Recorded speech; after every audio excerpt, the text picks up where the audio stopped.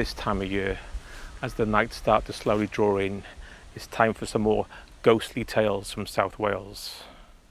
Haunted echoes from the Welsh past, true stories of smugglers and wreckers, tormented souls in search of redemption, and mysterious apparitions lost on the moors.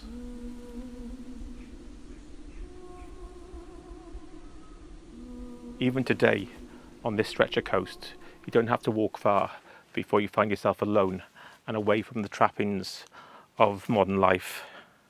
And as the sun goes down, it's easy to understand how the mind can still play tricks on you, even for the most rational person. Well, before any sinister spirits hunt me down, let's start with our first story, the Ghosts of Dunraven Bay.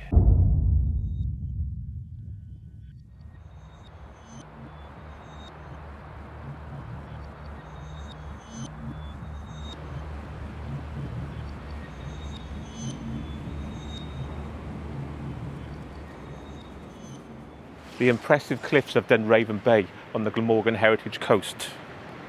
There's been settlements here for thousands of years, but our story dates back a few hundred years when Dunraven Bay was home to the Vaughan family. Our story concerns Walter Vaughan, who was born into a very wealthy family, and he was a respected member of the community. Unfortunately, things started to go a little wrong. So what went wrong? Well, firstly, he lost two of his children at sea. His distraught wife became sick, and soon after she died. To numb his own grief, Walter Vaughan turned to gambling and drinking, and pretty soon he'd run up some heavy gambling debts. So much so, he was at risk of losing the Dunraven estate itself. His surviving daughter disowned him and moved away, and his son couldn't live with his drinking, and he went to sea to seek his own fortune. So he was a drunk, he had massive debts, so he was desperate. So he turned for help to a local smuggler who lived not far away from here in Monknash, and he had a classic name, Matt of the Iron Hand, and that a really good pirate name, and simply because he had the classic pirate look. Where he'd lost a hand at sea, he now had an iron hook. In return for his help, Walter Vaughan gave Matt free rein over the Dunraven estate for his smuggling and wrecking.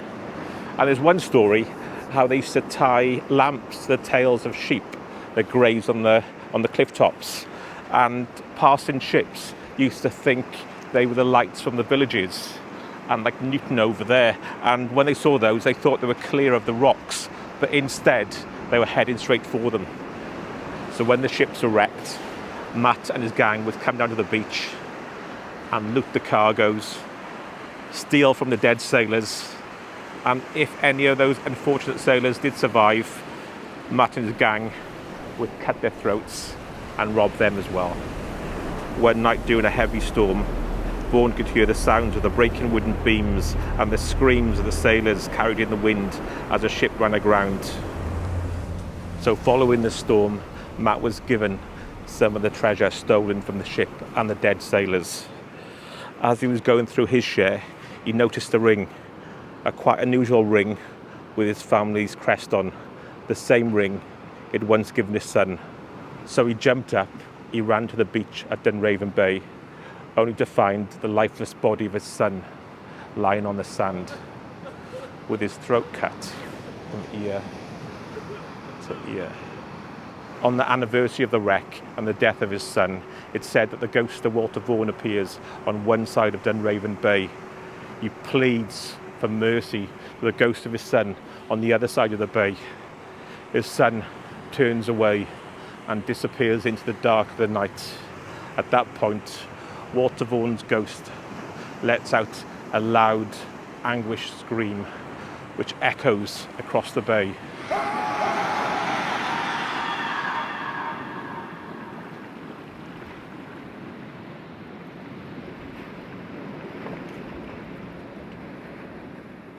So for our next story, we jump forward in time a few hundred years to the height of World War II and to the old airfield, RAF Stormy Down.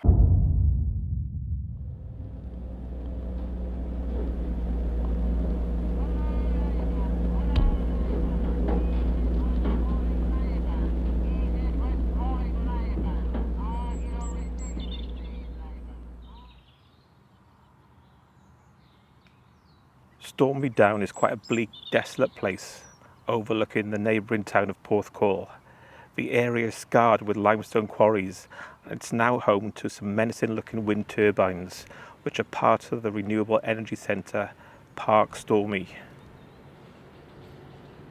Park Stormy lies on the former site of RAF Stormy Down, which leads us on to our ghost story. During the Second World War, RAF Stormy Down was a gunnery school and it trained more than 10,000 Allied air and ground crew.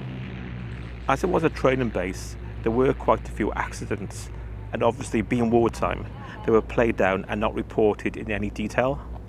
Hello, E. Edward. Hello, E. Edward. Pass calling E. Edward. Pass calling E. Edward. Anyway, back to our story. Ghostly apparitions of airmen have been spotted around the old Stormy Down airfield, especially in the area of Hangar 1. There have also been reports of an eerie air raid siren echoing over the downs on dark winter nights. Most recently, a father and son were walking home one evening over Stormy Down. As they were passing the old airfield, they were stopped in their tracks by a shadowy figure of an airman walking some distance in front of them. They followed the airman, but he didn't acknowledge them, but simply continued to slowly walk along the road as if he was looking for something. He then suddenly stopped, bent down and picked something up. As he did this, he slowly disappeared.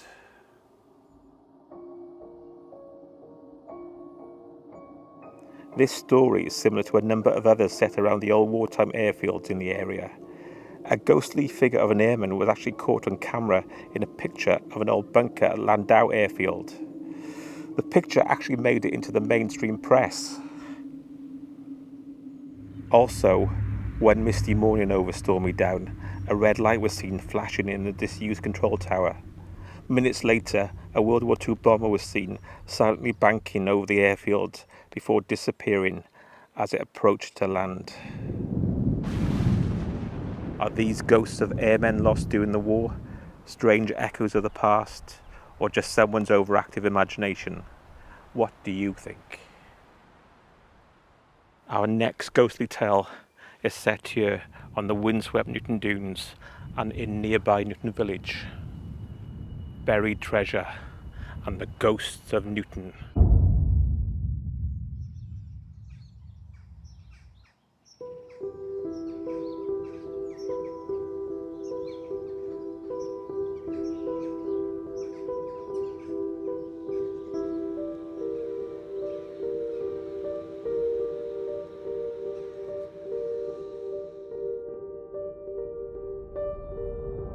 Here I am on Newton Dunes, which stretch from Newton Village all the way over to Merthyr Mawr and the River Ogmore. If you look at the place now, it's covered with grasses, bushes and trees. But years ago, there was much more sand exposed. There are a number of versions of this story, but most are centred on Newton Dunes and the River Ogmore. It involves a tormented soul who wanders the dunes looking for the buried treasure. They can't rest until their ill-gotten gains are recovered and return to the swirling waters of the River Ogmore.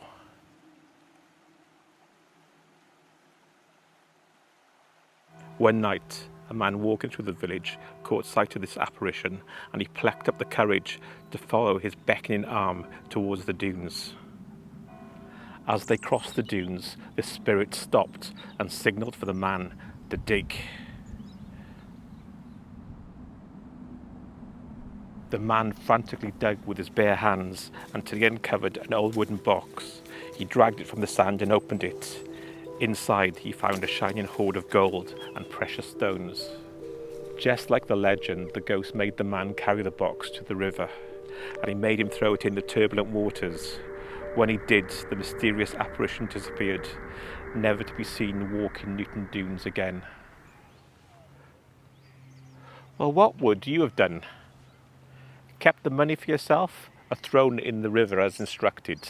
I think personally, I probably would have kept the money, enjoy it, and spend the rest of my life being haunted by this really angry ghost.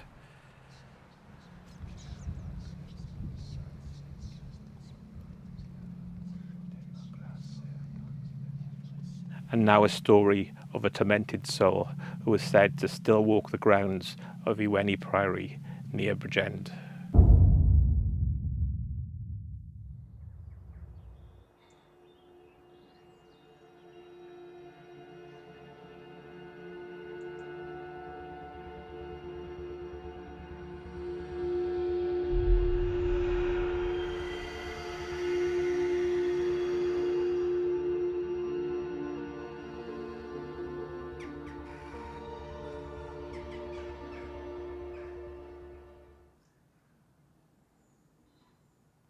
There's one type of apparition which comes up a lot in Welsh ghost stories and legends. It's that of the White Lady, especially in this area of South Wales. I'm here near Bridgend at Ewenny Priory, and it's not far from the River Ogmore and Ogmore Castle. Last year I talked about the sinister ghost which haunts the grounds of Ogmore Castle and around the River Ogmore, but this year I'm going to talk about the ghost known as the White Lady of Ewenny. This ghost is said to wander the grounds around Ewenny Priory, the meadows, and also Ewenny village itself. Well, just like the ghost which haunts Newton Dunes, the White Lady appears distressed, and she's often seen either wringing her hands or pointing towards the village. One story involves a man who is walking near Ewenny Priory.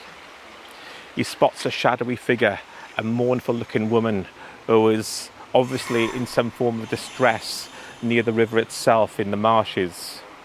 Despite the unnerving appearance, he plucks up the courage to go and ask if she needs any help. She asks the man to steady her and hold her wrist and don't let go until she says. She keeps insisting, "Don't let me go, don't let me go," as she leads him through the marshes. Suddenly, a loud sound of a dog barking startles the man, making him accidentally let go of the woman's wrist. With that, the woman let out a tormented, piercing scream, and she shouted, "Now I'm bound to the earth for another 7 years."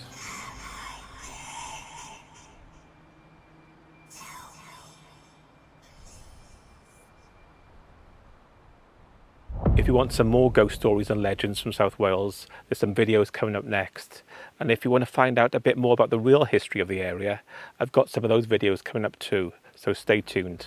So until next time, that's a bye from me. Bye.